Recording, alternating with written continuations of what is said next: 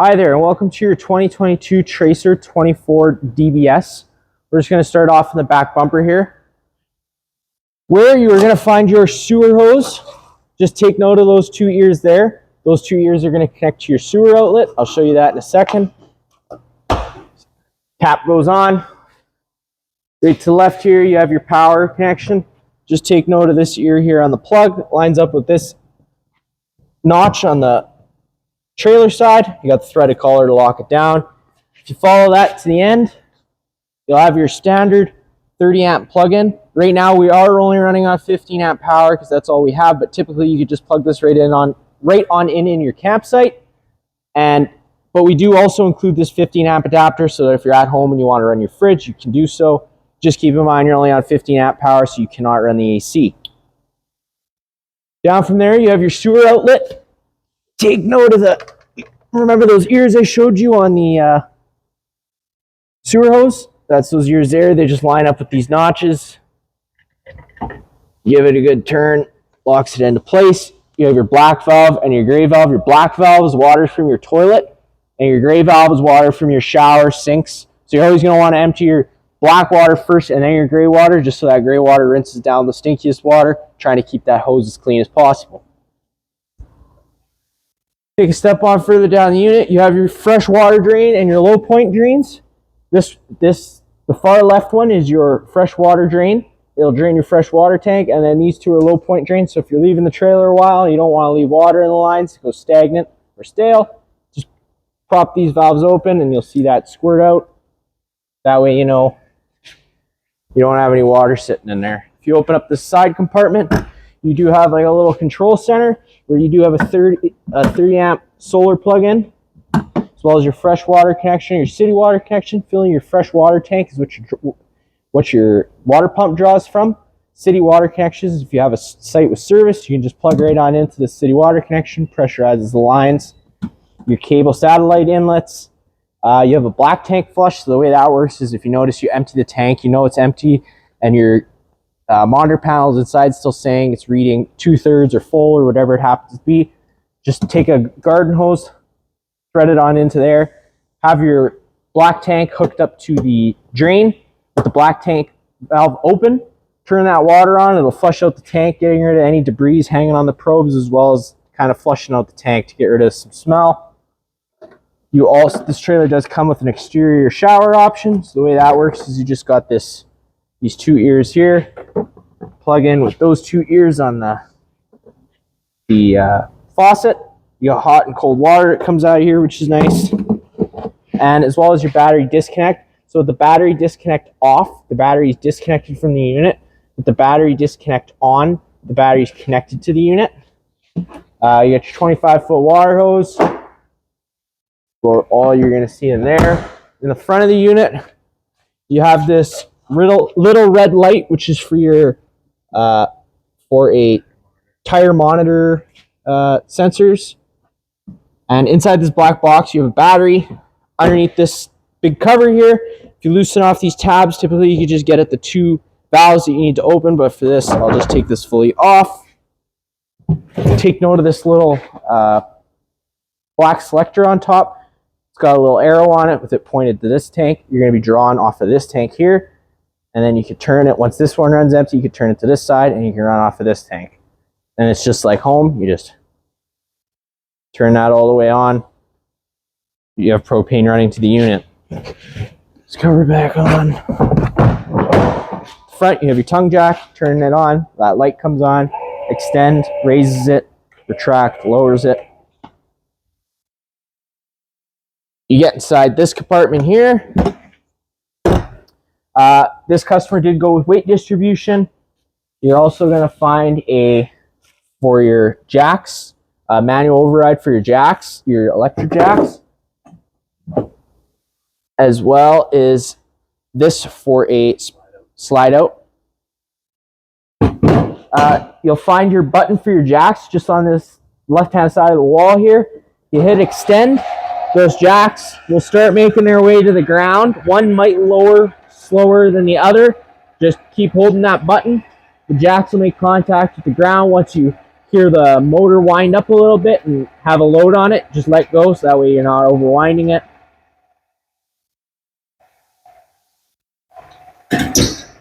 So there you go, you heard that wind of the motor. You know they're all the way down. To retract it, you just hit that button and the jacks will make their way on up. Take a step down. You have your little 110 outlets for outside, as well as another satellite outlet. This here is your furnace exhaust. You're always going to want to make sure that you're not blocking it because it does push out hot air. So if there's anything in front of it, it could melt it or burn you. You do have a little exterior kitchen in here. Flip this on up. It's got magnet latches like all the other ones. Got a little safety latch here. You just twist and lift up, pull it on out. Got a little latch here to lock it in place. That way it doesn't go anywhere. This sink kind of works the same way as your exterior shower. It's got those 2 ears. You just line them up with the holes on here. You lock it down and you have a little hot and cold water out of here. A little tray to clean any dishes and you could just dump it out. This is for the exterior little barbecue. See this end? It'll line up with this hose underneath. You just pull that collar back, push on in, locks into place. You know it's on there. Right here you'll find this dust cap. Always making sure that this valve is sitting 90 as it is now. That's with the flow propane closed, which will allow you to pull back the collar. If you open the flow propane, it won't let you pull back the collar. So just close the propane, pull it back. There you go, it's locked into place. And you open the flow propane, it's not gonna come undone. Come up top, just your simple, typical barbecue. You turn that to light, and sometimes you gotta give it a second for the air to clear out of the lines. You hit it, lights, and you can do the same thing with the other side. Sometimes, like I said, it takes a minute to get that air out of the lines.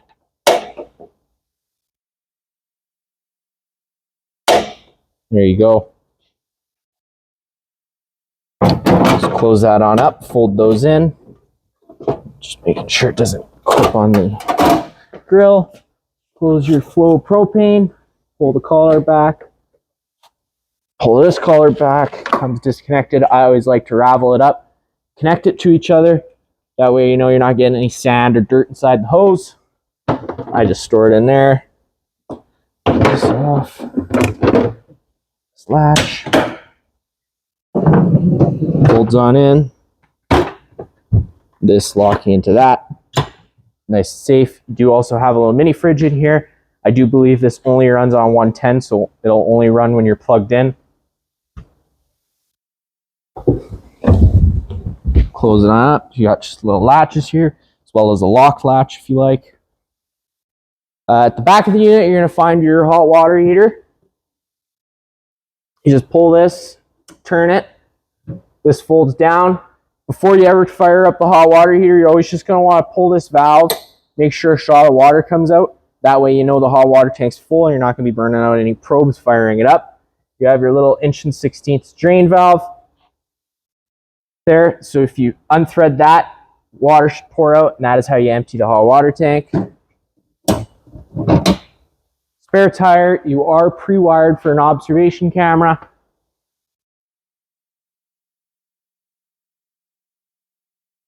Get in the unit. You just take this assist handle, fold it 90 degrees, it locks into place. Open your door. You do have to make sure your door is fully opened to get these stairs out, otherwise this latch will contact the door frame. So you just pull this yellow handle, it'll fold on out. Do notice that you have adjustable step, the feet on these steps are adjustable. They got little pins in the top here. You just pull the pins and you can adjust it to the hole that suits your campsite best. Folds on down, contacts the ground. Take a step on inside. The first thing you're going to notice on your left-hand side is that fire extinguisher. That's just like at home. Just pull the pin, aim, and shoot. All your switches here. This does your interior lights. This does your awning light. This one does your scare light. And This one does your front. You have a little light, accent light on the front of the trailer.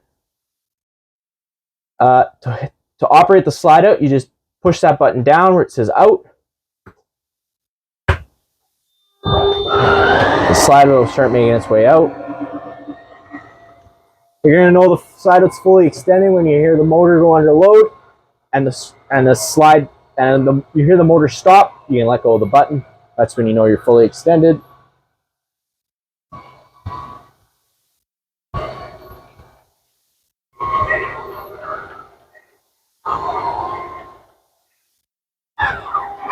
There you go. You heard the motor stop. That you know you're fully extended.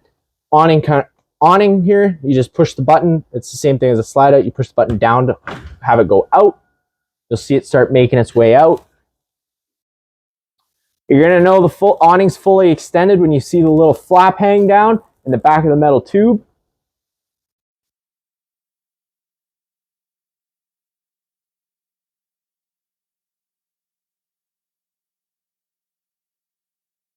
So there you go. You see that flap come down. You see the back of the metal tube. You're fully extended. If you ever notice it starts raining or you just want some more shade, you can adjust the pitch of the awning head just by pulling this arm down. You see the one side comes lower.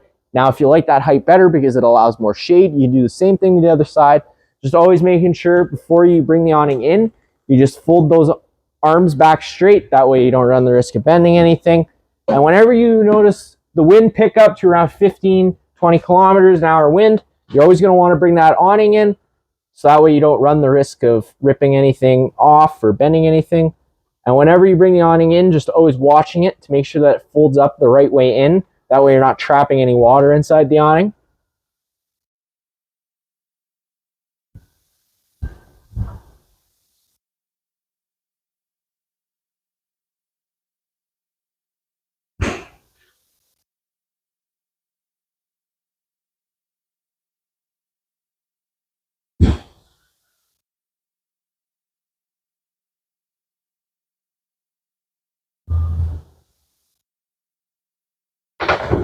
There you go, the awning's fully in. So just on in the bedroom here, your light switch for the bedroom is just on your left here. You are pre-wired for Wi-Fi in this unit. Nice little hook for a jacket or sweater. You do have closing doors on each side of the bed that close nice there. You do have a little mount here for a TV, as well as whenever before you travel, just always locking these doors down with the little travel latches. That way they don't go flying around on the highway. In the bedroom also, you do have storage on each end of the bed. Inside this cabinet here, you're going to find the binder for the unit. That just includes any remotes or manuals that this unit has. Will be in there. Each side of the bed has an outlet to plug stuff in. Here at the entertainment center, TV, just like home. Not much I'm going to show you there. As well as the stereo, you got power, select, you got mode, you got your volume up and down, as well as a mute button, and then you have your pause and skip buttons. You have USB plug-in and an HDMI plug-in, as well as this is Bluetooth. Zone 1 will be interior speakers, and Zone 2 will be exterior speakers. So if you don't want the sound going outside, or you don't want the sound inside, you can turn off each as you need. Inside here, you just got more storage space, as well as the remote for the TV. Behind the TV, you'll find you have a coax inlet, as well as your satellite inlet. There's going to be a little button beside the satellite cable cord. You push that button, turns the green light on. That turns the antenna on the roof on, which can improve your stereo quality. 110 outlet, and now beside that you have your thermostat. So you hit that button and hold it. It'll turn it on, but it'll turn it on to, this is just running the fan. You can turn your fan speed up and down by hitting the fan button. Turns it from high to low. Now you hit that button again and you go into dry. Now that's with the compressor trying to pull water out of the air in here. It's a dehumidifier almost.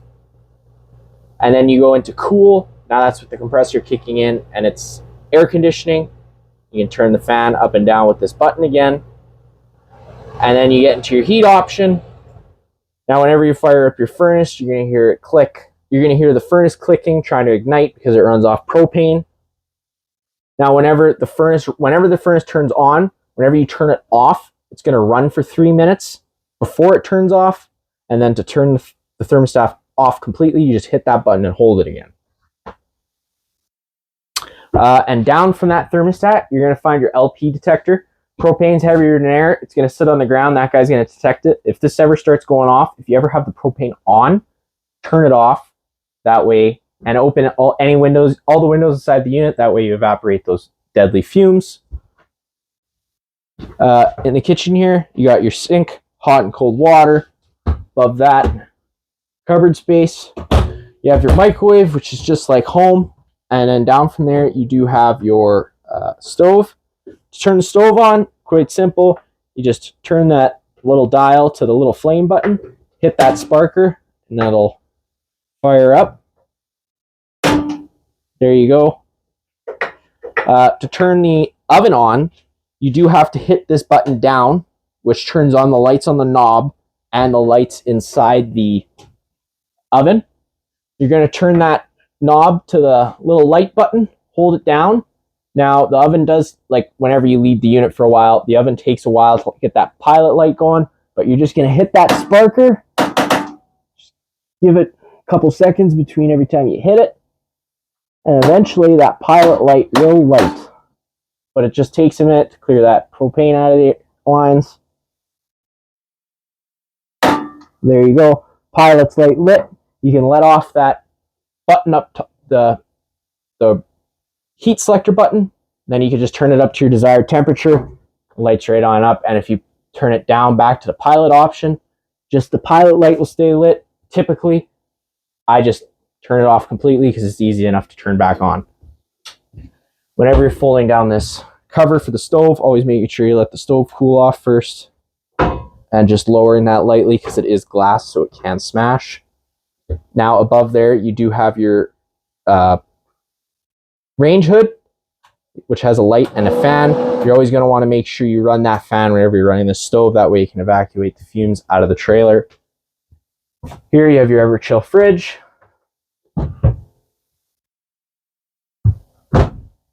And the bunk beds here, top and bottom, they do have, each bunk bed does have a plug-in and a light. Dinette area. You do have storage underneath. This can turn into a bed. All you got to do to do that is pull these legs off. Under these seat cushions here, you're going to notice that little ledge. The table is going to sit on that ledge, and then you take your back cushions to fill in the middle. You have a bed. Now this is a fire exit. So all you have to do that is just pull this, open it, slide that screen over, hop on out. All the blinds in the unit do work the same way. You just pull them, sit where they stay. In here, you're going to find more storage space. Underneath this bunk bed as well, underneath this cabinet, there's one screw holding it in, is where you access your hot water heater to where your valves are to winterize it, if you are interested in doing that yourself. Inside the bathroom here, you do have lights that you have to hit on your own. Now they do have motion sensing option. So I believe when it is on 1, it's on all the time. And when it's on the little 2, it's on motion sensing. You got your little medicine cabinet, hot and cold water. Here's your little monitor panel. So you got your gray, your black, your fresh, and your battery. So you got low, fair, good, and charging for your battery. And then on the other side, you got empty, 1/3, 2/3, and full. You have your water pump switch that turns on your water pump. And then right next to this, you have your 2 switches. The switch on the left turns your water heater on electric, and the switch on the right turns it on gas. Inside, you got the shower, hot and cold water, nice shower head. Now, always making sure whenever you travel, Just making sure that this is latched down. That way it's not going anywhere while you're traveling. That's about it for this. Oh, and actually, right here, you got your control panel, or your converter. You have your fuse panel. Whenever a breaker pops, it's going to sit in the middle. So you just got to turn it off and then back on to reset it. And whenever a fuse pops, there's going to be a little red indicator light telling you which fuse popped. And that's about it for this unit here. If you have any questions, feel free to give us a call.